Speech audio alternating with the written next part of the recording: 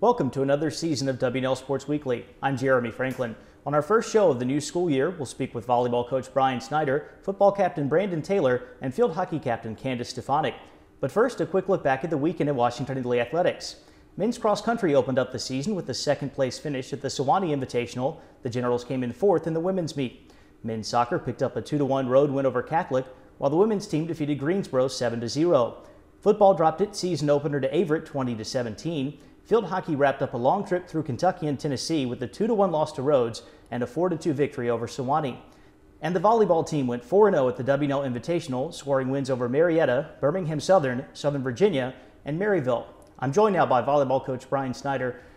Bryan, welcome back to the show and congratulations on career win number 400 against SBU. Oh, thank you very much, Jeremy.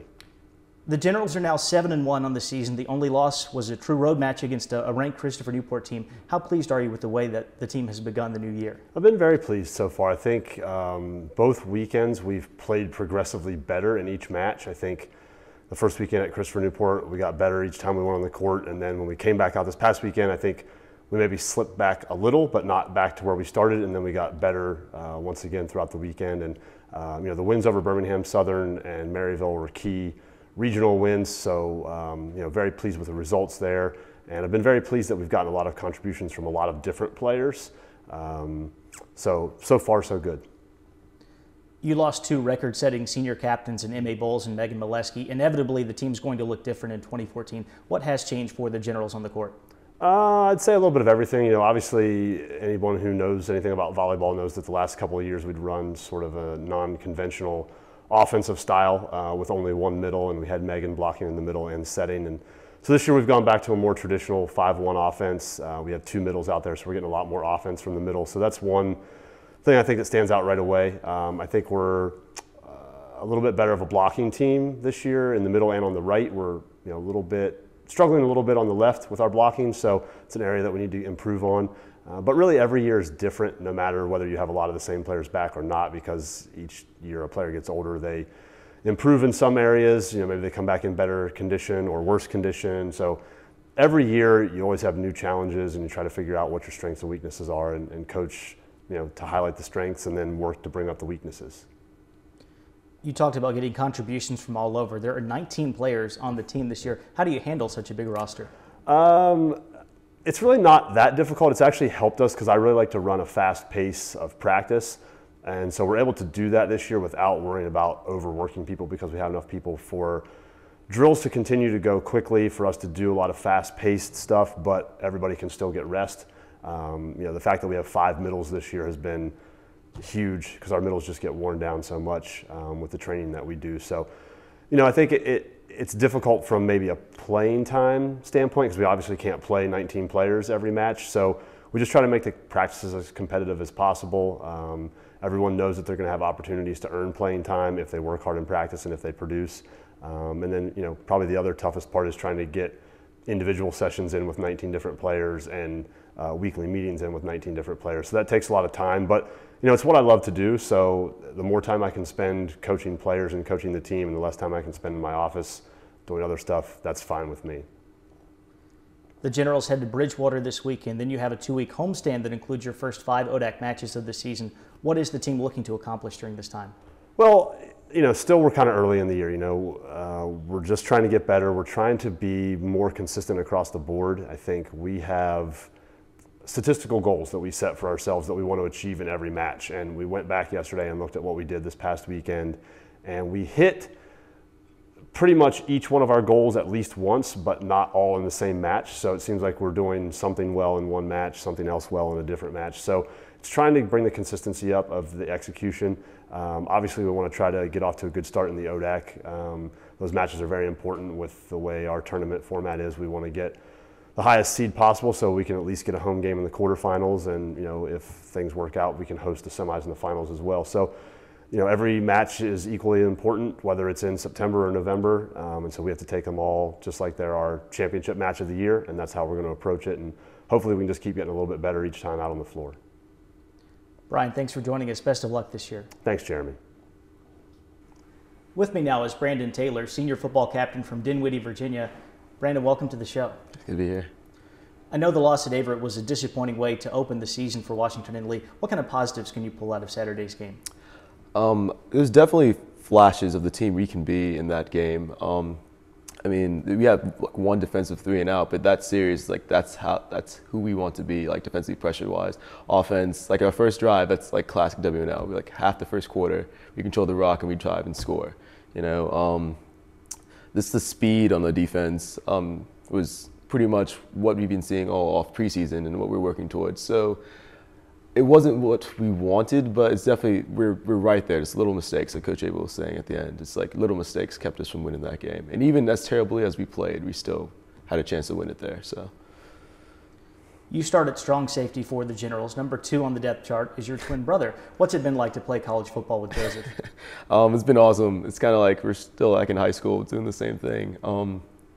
It's funny. Some of the freshmen like don't know that we're brothers at first. Like one of the first Gray Reams, like it took like till like the 5th practice. He's like, "Wait, you guys are really brothers?" So it's a lot of fun situations. It's really cool. Some guy I've played with my entire life. In terms of playing time, it's kind of weird sometimes because he's like right behind me, but he rolls in at free safety too. So and he's a really unselfish player. So it's like really selfless. So he's good with that. So. You've certainly competed alongside some great players during all 4 years here, but how much has the Washington and Lee defense improved as a unit during your time with the program? I think just physically, we're at a better place than we were. Like even last year, we had a lot of like savvy senior players, but now we have like the speed and the people in positions that can physically do things that we couldn't do last year.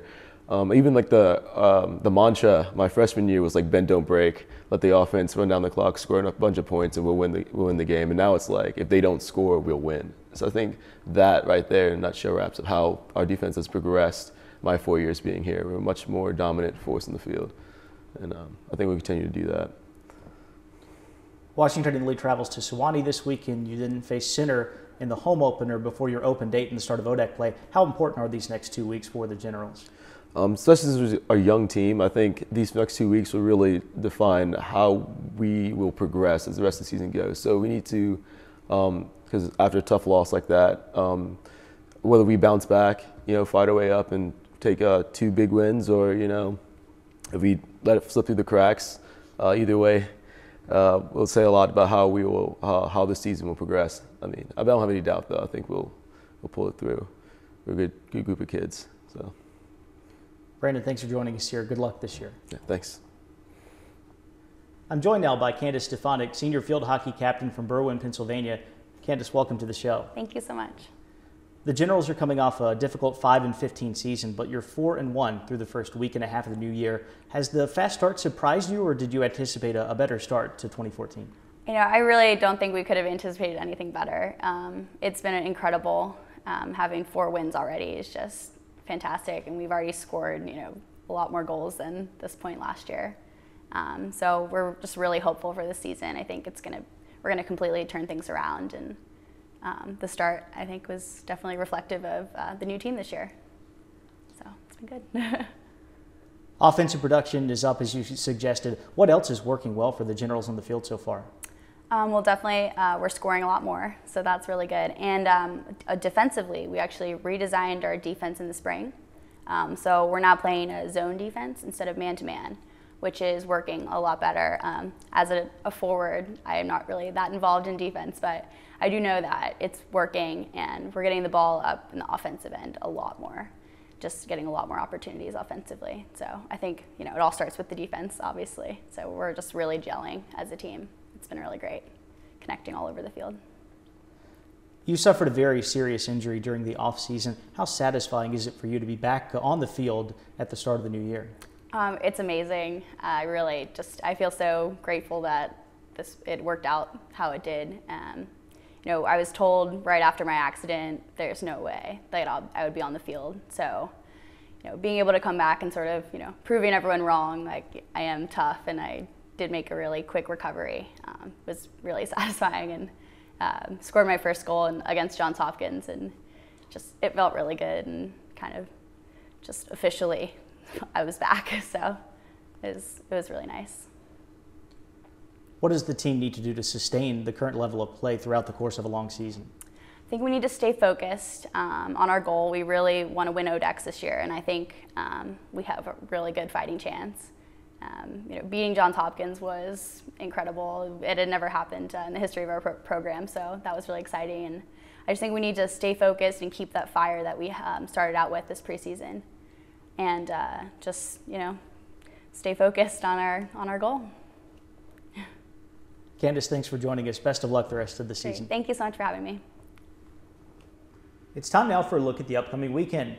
Volleyball will compete in the Bridgewater Invitational, starting with the Friday afternoon match against Gallaudet. Men's soccer opens up ODAC play Friday night at Guilford. At the Bridgewater Invite on Saturday, volleyball meets North Carolina Wesleyan in the morning and then wraps up play against Averett later in the day. Back in Lexington, the cross-country teams will play host to the John Tucker Invitational this weekend. The women's race begins at 10 a.m. with the men's meet slated to start an hour later. Women's soccer takes on Eastern Mennonite in its ODAC opener, and field hockey will entertain McDaniel. Meanwhile, football travels to Tennessee to face longtime rival Sewanee.